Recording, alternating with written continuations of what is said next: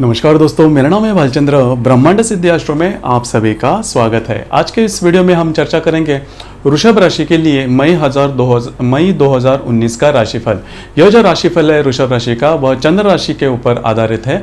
तो मई महीने में किस तरह से ग्रह योग होंगे, कौन से जो ग्रह है वो राशांतर कर रहे हैं, उसके परिणाम किस प्रकार के होंगे, आपकी मनस्थिति किस प्रकार की होगी, जीवन का कौन सा क्षेत्र सबसे ज्यादा कंपित होगा, कौन से होंगे अशुभ दिन, और आने वाली जो अमावस्या या पूर्णिमा के जो दिन है वो आपके ऊपर कैसे असर डालने वाले हैं, या फिर कौन से ऐसी जन्म तारीख है वो सबसे ज्यादा इफेक्ट करने वाली है, परिणाम करने वाली है मई 2019 में। इस सभी की चर्चा इस वीडियो में हम करने वाले हैं। तो वृषभ राशि के बारे में अगर देखा जाए, मैं फिर से कह रहा हूं कि जो वृषभ राशि है वह हम चंद्रमा के ऊपर आधारित है, तो उसके बारे में आप थोड़ा सा ध्यान दीजिए। तो रवि जो कि पिछले करीबन 15 अप्रैल से आपके व्यय भाव में था, वह 15 मई के बाद आप ही के राशि में भ्रमण करेगा। और जो रवि आपका चतुर्थश है, वो आपने देखा होगा कि करीबन 15 मई तक आपके जो घर के जो प्रॉब्लम्स या कॉम्प्लिकेशंस है वो बहुत ज़्यादा तीव्रतम थे, उसमें बहुत ज़्यादा गड़बड़ी थी। आपके जो घर वाले जो मेंबर्स थे उनके साथ आपकी नहीं बन रही थी। खास करके आपके घर के जो मुख्य पुरुष जिसे हम बोलते हैं, उनसे थोड़ी बहुत आपके अनबन हो रहे थे, उनके बारे में थोड़े बहुत कॉम्प्लिकेशन हो रहे थे। तो वो कॉम्प्लिकेशन अभी मतलब 15 मई के बाद नॉर्मल होने की काफ़ी संभावना है। आपकी लगन में ही यह जो रवि है, मतलब आप ही के राशि में यह रवि आने वाला है। तो इसकी वजह से आपका जो कॉन्फिडेंस लेवल होगा वो बहुत ही अच्छा और सुगमतम देखा जाएगा। उसी प्रकार मंगल जो कि आप ही के राशि में भ्रमण कर रहा था, यह मंगल 8 तारीख के बाद मतलब 8 मई के बाद आपके द्वितीय भाव में भ्रमण करेगा। तो आपने देखा होगा कि पिछले करीबन 1 महीने से आप बहुत ज्यादा एक्टिव थे, लेकिन जो डिसीजन आप ले रहे थे वो इतने बराबर नहीं जा रहे थे। जैसे मंगल आपके द्वितीय भाव में आ जाएगा, उसके बाद ये जो सभी बातें वह धीरे धीरे नॉर्मल होती हुई नजर आएंगी। लेकिन जैसे ही मंगल आपके द्वितीय भाव में आएगा तो 2 प्रकार के परिणाम आपके लिए लाएगा वो। एक तो फैमिली के ऊपर आपके खर्चे बहुत ज्यादा होंगे। वो जो खर्चे हुए हैं वो खर्चे आपको अनवांटेड अननेसेसरी लग सकते हैं, लेकिन वो खर्चे आपको करने ही पड़ेंगे। उसी प्रकार मंगल जो कि आपका व्ययश भी है और सप्तमेश भी है, तो अगर आप विवाहित हो तो आपके जो वैवाहिक जोड़ीदार होंगे उनके साथ थोड़ी बहुत तकरार हो सकती है, या फिर अगर उनको किसी मतलब शारीरिक बीमारी है या फिर ऐसी कोई बात है, उनको हेल्थ इश्यूज है, तो वो हेल्थ इश्यूज इस महीने में थोड़े ज़्यादा बढ़ सकते हैं और उसके ऊपर कुछ पैसे भी खर्चे करने पड़ सकते हैं। तो उसके बारे में थोड़ा ध्यान देना आवश्यक है। उसी प्रकार गुरु जो कि आपके सप्तम भाव में विराजमान है, वो वक्री है, वो पंचम भाव से आपके लाभ भाव को देख रहा है और नवम भाव से आपके तृतीय भाव को देख रहा है और सप्तम दृष्टि से आप ही के राशि में देख रहा है। तो मेरे ख्याल से लाभ के बारे में बहुत ज्यादा प्रॉब्लम या कॉम्प्लिकेशंस नहीं आएंगे। हालांकि ये जो गुरु है, यह गुरु वक्री है, इसकी वजह से बहुत ज्यादा मतलब जिससे आप चाहते हो उस प्रकार से लाभ नहीं होंगे, लेकिन बहुत ज्यादा कॉम्प्लिकेटेड परिस्थितियां वगैरह नहीं आएगी। उसी प्रकार शनि जो कि आपके अष्टम भाव में वक्री है, वो उसके संदर्भ में अगर देखा जाए तो थोड़ा बहुत आपके सेहत के बारे में ध्यान देना आवश्यक है। बुध जो कि आपके लाभ भाव में है, वो बुध आपके व्यय भाव में आ जाएगा और व्यय भाव से आप ही के राशि में भ्रमण करेगा। तो यह जो कालावधि है, मतलब बुध करीबन 4 तारीख से लेकर 19 तारीख तक आपके व्यय भाव में भ्रमण करेगा। बुध जो कि आपका द्वितीयश भी है और आपका पंचमेश भी है।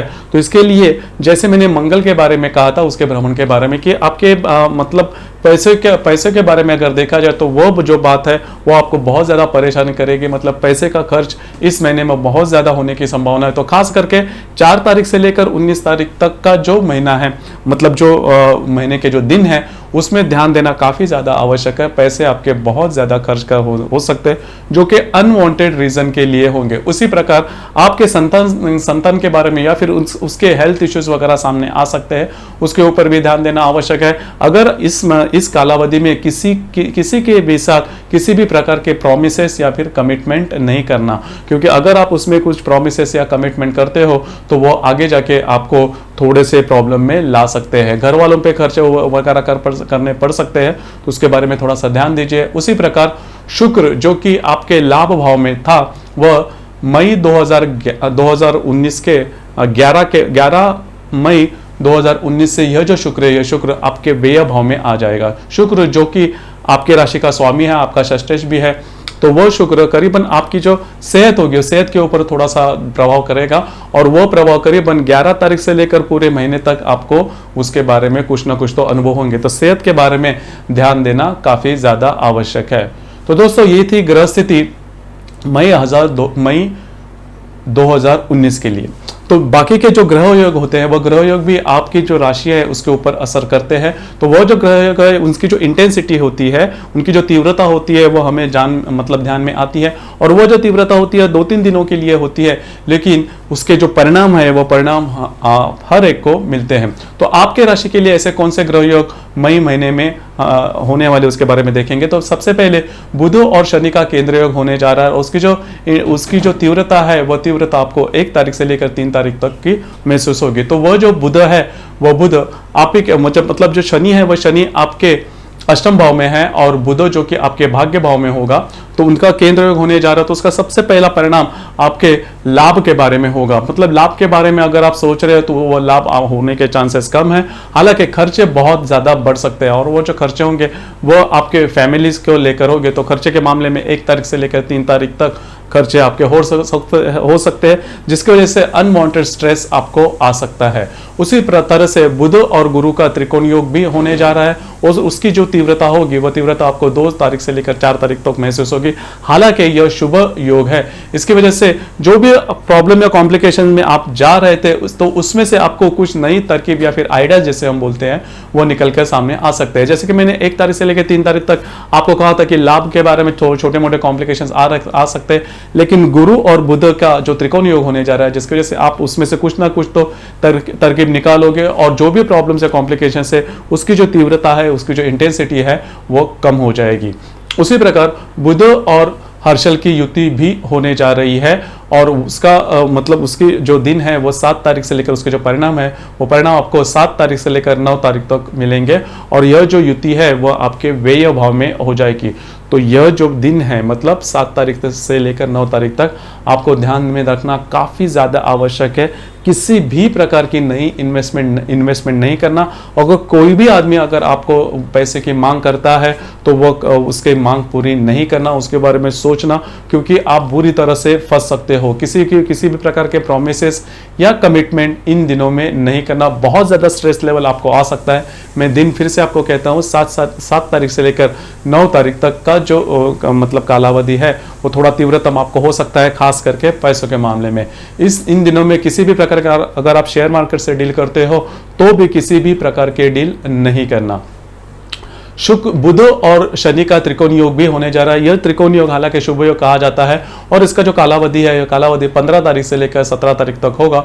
और यह जो त्रिकोणीय योग है यह त्रिकोणीय योग आपके अष्टम भाव से आपके व्यय भाव में होगा। तो मेरे ख्याल से वो जो त्रिकोणीय योग है वो आपकी जो मनस्थिति है वो काफी नॉर्मल रखेगा। जैसे मैंने कहा कि यदि किसी भी प्रकार का स्ट्रेस आता है तो यह जो त्रिकोणीय योग है इस त्रिकोणीय योग से वजह से आप अच्छी तरह से सोचोगे। हालांकि आपकी जो राशि है वो बहुत ही सोचने वाली राशि है, जल्दी जल्दी किसी भी प्रकार के निर्णय नहीं लेती, तो उसके अनुभव आपको आएंगे तो दिन वैसे वो बहुत ही अच्छे साबित होंगे। उसी प्रकार शुक्र और हर्षल की युति आपके व्यय भाव में होने जा रही है, और उसका जो कालावधि है वो कालावधि 17 तारीख से लेकर 19 तारीख तक है। तो इन दिनों में आप सेहत के बारे में ध्यान देना बहुत ही ज्यादा आवश्यक है। 2 बातें हैं, उसमें से पहली बात आपके इन दिनों में किसी भी प्रकार के आपको शारीरिक प्रॉब्लम्स हो सकते हैं, तो इसके बारे में काफ़ी ज़्यादा ध्यान देना आवश्यक है। ऐसे कौन से भी लक्षण अगर आपको दिखाई देते हैं तो उसके ऊपर तुरंत आप एक्शन लीजिए, नहीं तो वो बात काफ़ी ज़्यादा बढ़ सकती है। उसी प्रकार अगर आप किसी के प्रेम में हो या फिर रिलेशनशिप में हो तो इन दिनों में मतलब 17 तारीख से लेकर 19 तारीख तक इन दिनों में प्रॉब्लम या कॉम्प्लिकेशंस थोड़े बढ़ सकते हैं, उसमें ध्यान देना ज़्यादा आवश्यक है। उसी प्रकार बुध और नेपच्यून का जो केंद्र योग है वो भी होने जा रहा है। बुध की जो कि आपके राशि में आ जाएगा, और आपके दशम भाव का जो नेपच्यून है उसके साथ उसका केंद्र योग हो जाएगा। तो इन दिनों में मतलब यह जो दिन है 29 तारीख से लेकर 31 तारीख तक, इन दिनों में आपका जो माइंडसेट होगा वो इतना ठीक ठाक नहीं रहेगा। कई तरह के विचार रहेंगे आपके मन में। तो इन दिनों में मतलब 29 तारीख से लेकर 31 तारीख तक किसी भी प्रकार के मेजर निर्णय नहीं लेना।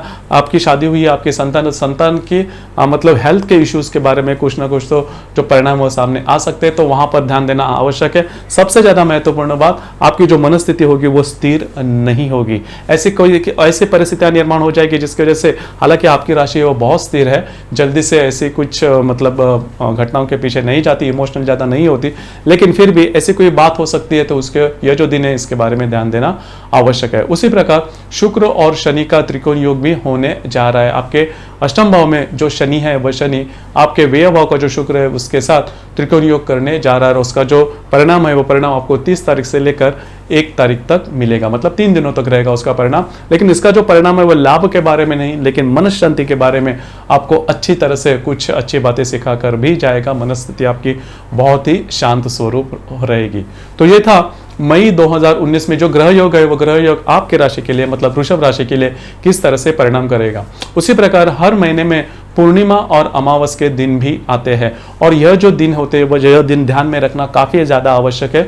उनका जो कालावधि है, पूर्णिमा और अमावस का जो कालावधि होता है वह ध्यान में रखना काफ़ी ज़्यादा आवश्यक होता है, क्योंकि इन दिनों में प्राकृतिक रूप से प्राकृतिक जो शक्तियाँ होती हैं जिसे हम फील करते हैं लेकिन देख नहीं सकते, वो सबसे ज़्यादा एक्टिव होते हैं। और दूसरी बात जो कि साइंटिफिकली भी प्रूवन है कि जल तत्व जो होते हैं पृथ्वी के वो सबसे ज़्यादा एक्टिव होते हैं। आपने देखा भी होगा पूर्णिमा और अमावस के दिन ज्वार भाटा सबसे ज़्यादा आता है, तो इसी वजह से इन दिनों में किसी भी प्रकार के बड़े डिसीजन नहीं लेना। तो मई 2019 की जो पूर्णिमा है वो पूर्णिमा 18 और 19 तारीख मतलब होगी, इन 2 दिनों में इसका प्रभाव होगा। तो 18 तारीख के सुबह 4:11 से 19 तारीख के सुबह 2:41 तक का जो समय, उस समय पूर्णिमा का जो प्रभाव होगा सबसे ज्यादा होगा, तो उस समय में थोड़ा सा ध्यान देना आवश्यक है। उसी प्रकार अमावस जो कि मेष राशि में आपके व्यय भाव में होने वाली है, और वो जो तारीख है वो तारीख 4 तारीख के सुबह 4:04 से लेकर 5 तारीख के सुबह 4:16 तक का जो समय है उस समय अमावस का प्रभाव सबसे ज्यादा होगा।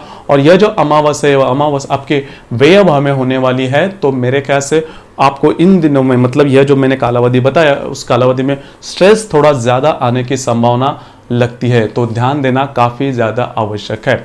उसी प्रकार हर महीने में अशुभ दिन भी होते हैं, मतलब अशुभ दिन मतलब पूरी तरह से वो अशुभ नहीं होते। हालांकि आपने देखा होगा कि मतलब कई दिन ऐसे होते हैं कि जिस दिन में किसी भी प्रकार की घटनाएं नहीं होती, लेकिन हमारा जो मूड होता है, हमारा जो माइंडसेट होता है, हमारी जो मनस्थिति होती है वो नॉर्मल नहीं होती, किन्हीं छोटी मोटी कारणों की वजह से, या फिर हमें भी पता नहीं चलता कि हमारे मनस्थिति इतनी बिगड़ी हुई क्यों है। तो वह जो दिन है जिसे हम अशुभ दिन भी कहते हैं, वो जो दिन है आपके लिए, मतलब वृषभ राशि के लिए मई 2019 में 4 तारीख, 5 तारीख, 17, 18, 21 और 22, 4, 5, 17, 18, 21, 22, ये जो 6 दिन है वो 6 दिन मई महीने के लिए आपके लिए अशुभ दिन हो सकते हैं। उसमें आपका जो मूड होगा वो मूड इतना अच्छा नहीं होगा।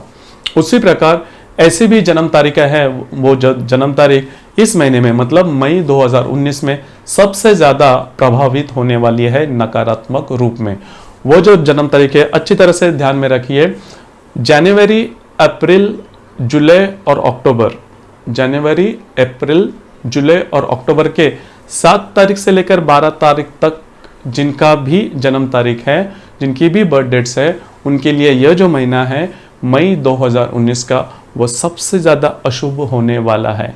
तो किसी भी प्रकार के मेजर डिसीजन नहीं लेना। अगर आप किसी चीज़ में फंस रहे हो तो उसके लिए कुछ और गलत चीज़ नहीं करना। अगर आप करते हो तो और भी ज़्यादा बुरी तरह से फंस सकते हो, क्योंकि मुझे पता है कि बहुत ज़्यादा प्रॉब्लम या कॉम्प्लिकेशंस में यह जो जन्म तारीख है वो आ गई है।